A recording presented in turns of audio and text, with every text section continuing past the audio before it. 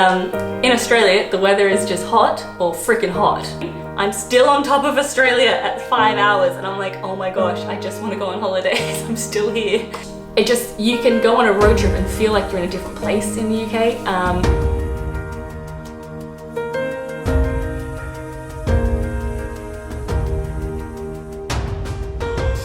Hello guys and welcome back. If you're new around here, I am Yvette. I moved to the UK in May this year, so I've been here about 5 months now, 5-6 months, depends when you're watching this or when I get it edited.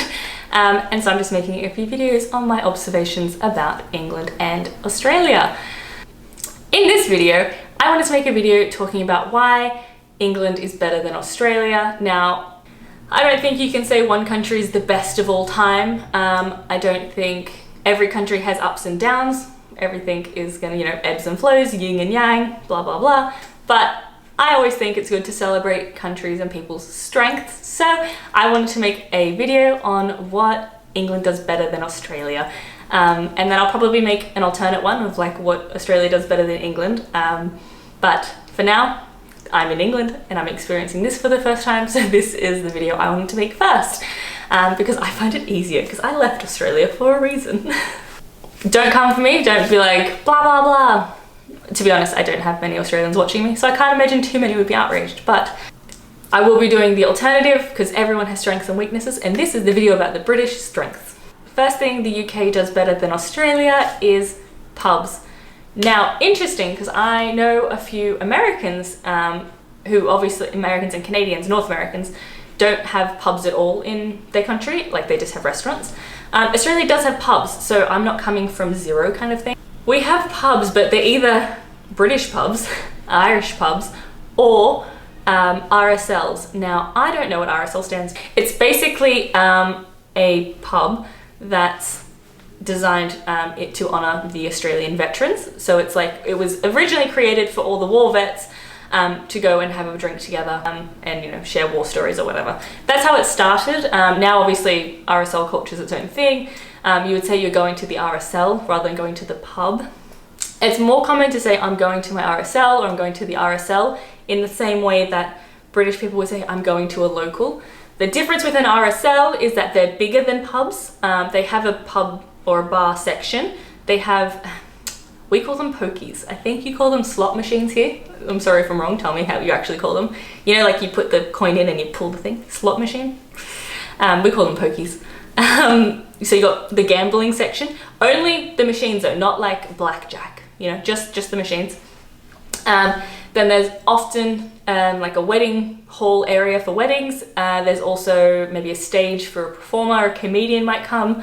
And then there's also, sometimes there's an actual restaurant inside the RSL, sometimes more than one. And sometimes there's a kids club. So as you can see, it's more of a complex compared to like a pub. And then that is the only thing I can really compare it to, because other than that, we don't really have many pubs, It's more of an RSL culture. And the problem with the RSL is I think just sake of timing is that it was built during the Depression. So they're not as quirky as I would say a British pub is. So British pubs, they have the bar, but they also have like fun things hanging on the walls, pictures, decorations, maybe sometimes it's sports related. The RSLs are very sports heavy, which, as you know, I am not a sports person, so I don't jibe with that. But people do, that's fine if you're into that. Most of Australia does, so I can't really complain. And there's booths and stuff in pubs, and it's a bit darker, and there's pub food, which sometimes, I know I went to the Churchill Arms, which is obviously like quite a touristy pub, but they were serving Thai food, which I love Thai food, but you would never get that at an RSL. You get like schnitzels, chips, burgers, pub food at a bistro or a bar, or you go to the restaurant, which is a restaurant. So it's much more like well lit. It's a bit mainstream. It feels more like you're going into like a shopping mall or a shopping center rather than you're going into like a pub, It's more like a center. So it's cleaner, not cleaner, I don't want to say cleaner. Well, it is probably cleaner, but like, it's more like well lit, light colors, always green carpet. I don't know why it's always green. And so yeah, it's a bit more like franchised. It's more mainstream. It's not as like quirky and individualistic. Like every RSL looks the same. But every pub has got its own different quirks and fun parts about it. So I think pubs are much better in the UK. They're also smaller, so a bit more intimate, which I prefer. So you get your locals. Travel.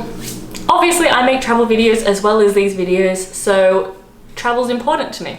There's so many places within the UK that you can even go, and even Ireland, which I know is not the UK, but you can get there very easily, to travel. So there's obviously, I'm in London because that's where my work is, but you can also go to Manchester, Liverpool, Newcastle, Cambridge, Oxford, Bath, Wales, Scotland, so then Edinburgh and Glasgow, the Highlands, Dover, Cornwall, Brighton. There's so many places, and it's such, like for size, it's such a high density of places to go compared to Australia, which you have Sydney, which is kind of like imagining the London borough of like the M25.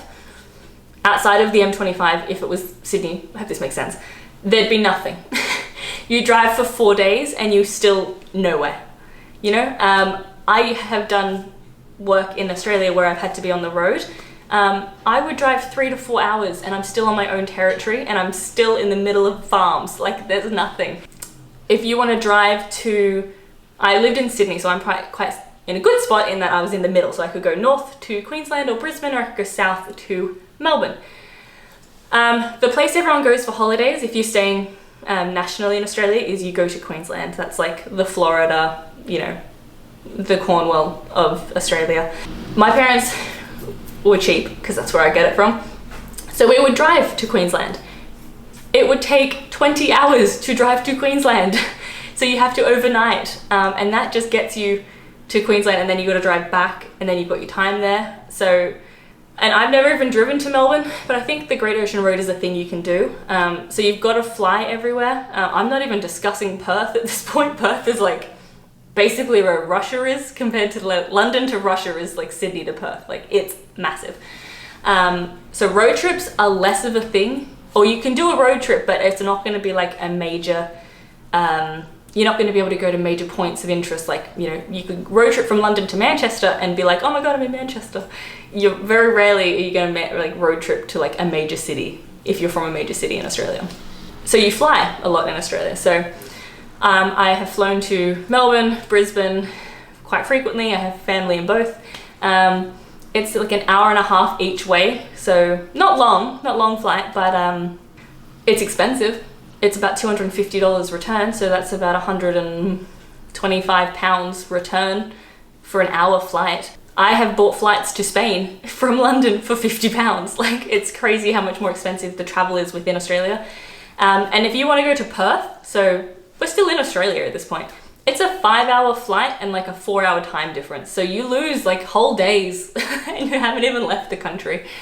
And Perth is like, it's great, Perth's great, but it's not like a new country or a new drastically different city. Because that's the other good thing with the UK is that, say you're doing one of these road trips I'm talking about, like the culture in Bath is so different to the culture in Manchester, and it's so different to what Oxford is. So Bath in the Cotswolds is like very cute, villagey, historic, a bit Roman, you know, very like, I don't know, very cutesy.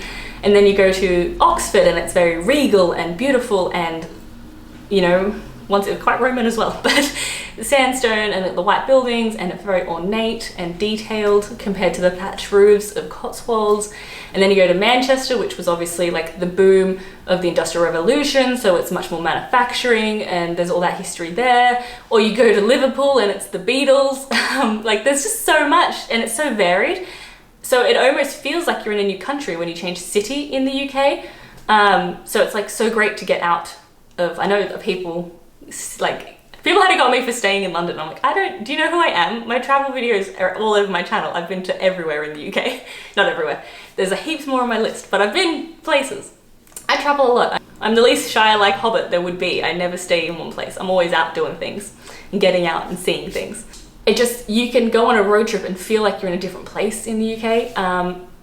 I will say, if you go to Queensland and you go to Melbourne and you go to Perth, you still feel like you're in Australia. It doesn't change that much. The landscape changes a bit. I would say if you want a beach holiday, you go to Queensland. Like if you're like into restaurants and you're a foodie, you go to Melbourne. But in terms of culture and people, it's all the same. It's all very similar. The British culture itself is so diverse and I love it so much. You don't even have to travel to travel. But if you want to travel, it's 2 hours to Paris. It's an hour on the plane to Spain. It's so good. If you want to leave Sydney, I'm not going to count New Zealand because we're very similar. Like you could, if you said New Zealand was part of Australia, a lot of people wouldn't even question you. That's how similar we are. So it's like our cousin. Yeah, it's not really like a different, same but different. So if you want to leave Sydney and go to LA, that's 15 hours. If you want to go Sydney to Japan, that's 15 hours. If you want to go Sydney to Bali, Bali's a really common holiday spot for us, that's 9 hours. It takes us 5 hours to leave the country. If I'm flying Sydney to London, I'll be on the plane for 5 hours and you look at that little map on the screen, I'm still on top of Australia at 5 hours and I'm like, oh my gosh, I just want to go on holidays. I'm still here. UK wins for travel hands down within it and also its proximity, because you can even get to New York in 5 hours and you can get to like, I don't know, Germany in an hour. It's absurd.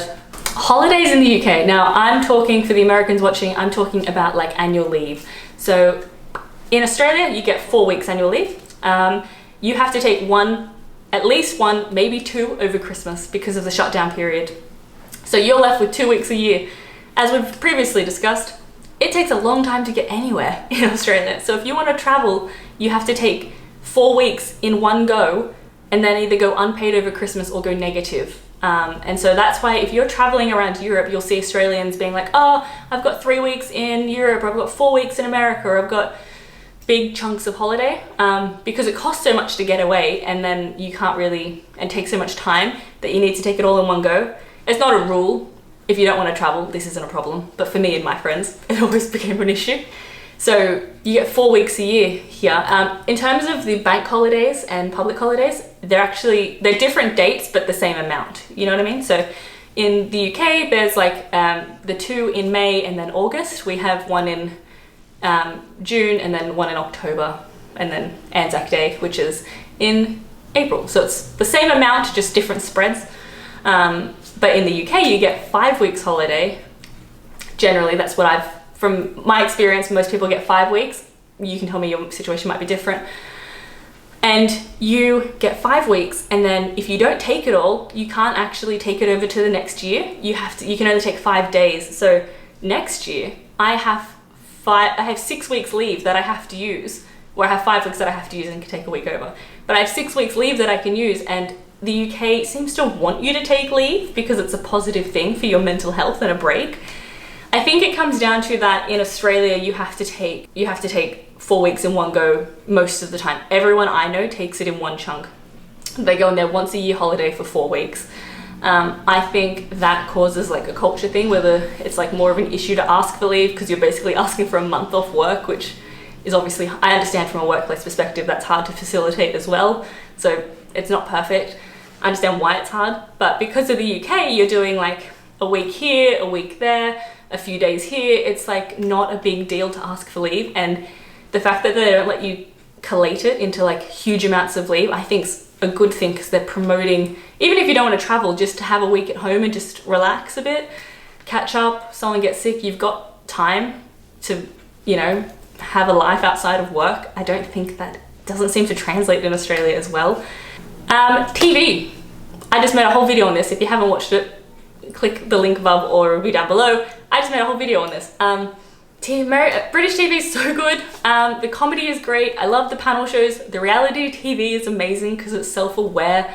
I don't know, I just love it so much. I barely watch American shows. It's kind of like, unless it's on Netflix, I don't know about it.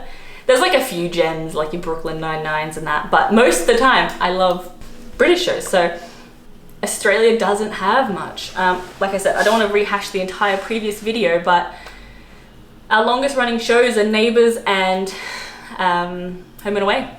And outside of that, we have like occasional panel shows, but they never last that long. So I don't even know if like, we had like Have You Been Paying Attention, which is like similar to 9 out of 10 Cats. But I'm sure that's cancelled by now because it's been a year. So nothing has longevity, nothing gets to be classic. In terms of scripted shows, Occasionally we'll have a good one.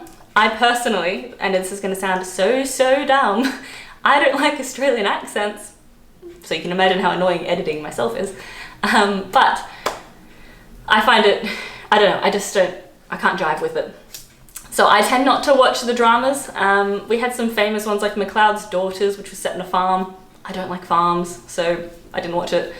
And then we had Zoe Foster Blake, who I actually really like her. She's Hamish Blake's wife, and she runs a skincare thing. If any of you know her or Hamish Blake, you should definitely look up them. They're great. It's kind of like Ant and Dec of Hamish and Andy. It's like our Ant and Dec, but so funny.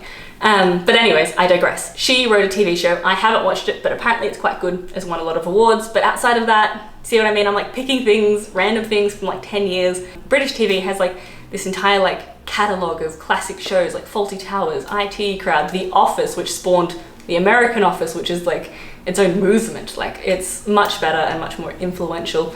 I think because the universities here actually have programs like Footlights, which was the Monty Python, obviously classics, came from there, and then a lot of the current comedians came from there as well. David Mitchell, Richard Ayoade, all those guys. So it like fosters more of a creative environment. Australia doesn't really have a film and TV environment, so you don't get much out of it. The best we can get is like an American company coming to film like Thor. The Hemsworth are a good representation. They're great. They can stay. They can represent us. And last but not least, this is interesting because my last point is weather. Brits love talking about the weather. I love talking about the weather. That's not an issue for me. I have so many weather apps on my phone. I'm that bitch. But the weather in the UK is so moderate. I don't, like, obviously it gets cold and it gets rainy. Someone left a comment saying that you're always near a coast, which you're not wrong, but I like Sydney is also near a coast, so that's not different from me. I lived right near the beach, so I had quite high humidity. It rarely gets above 25, which is fine by me. The house is not really built for anything above that. It's comfortable. You can wear short sleeves. I've lived in the UK for 5 months, and I've currently got the dog here, and she came in July. So she's been here 3 months-ish. She's a good indication of rain because I have to take her out in the rain to go to the bathroom. So I know if it's been a rainy day because I have to like wash her or dry her. It's a hassle, which is fine. I knew that bringing her over, I'm not complaining. But I've only had to do that twice, and I'm pretty sure it was in the same day because I take her out twice a day. In my entire 5 months, there's been so few rainy days, and it's always like 15 to 24. So far, I'm very aware it's the summer and the winter will come, but from my experience, the weather rarely gets below 0, so it's 0 to 10, which is similar to home. In Australia, the weather is just hot or freaking hot. Like, there's just two settings. It's either the same as a British summer or a hellscape. It's not, and I've talked about this briefly, but like, you think 35 degrees is nice, but it's nice for holidaying and swimming. It's not nice for living and working and trying to keep your plants alive and trying to wear a suit to go to work. It doesn't happen. You can't drive your car because you can't touch the steering wheel because it's too hot. I just talk to people at work. Apparently that doesn't happen here. So Australia has good weather in that it doesn't rain, but then all the plants are sticky and sharp, and we don't have any nice flora because everything's like stickly because there's no moisture around. It's very dry. So the UK doesn't seem to rain that much, and when it does, it's like a misting. It's not like, I will say, I'm saying that as someone in the south, so don't come for me in the comments. I know up north it is probably very different, a bit more rainy, but it's still, I think, still within the mild. As someone who's been to Australia, I lived in Australia, so it's like crazy hot, you can't really exist, the earth doesn't want you on there. And I've also been to countries where it's like -20, and to be honest, -20 was when I was like on the ground saying, I can't do this, it hurts to be outside. They're like my two extremes, and so the UK just having this like fun, like mild thing, and like the rain, I know it rains, but I don't mind. So I don't know, I find the weather actually really good here. I know I will definitely put a massive asterisk and say maybe come winter I might change my mind, but we'll see. I'll just catch my 50-pound flight to Spain when it gets too rainy or something, I don't know. But yeah, the weather's good and I love talking about it, so talk to me all the time, Brits. We'll talk about wind speed and precipitation. apparent temperatures, and I've got so many apps. Come at me.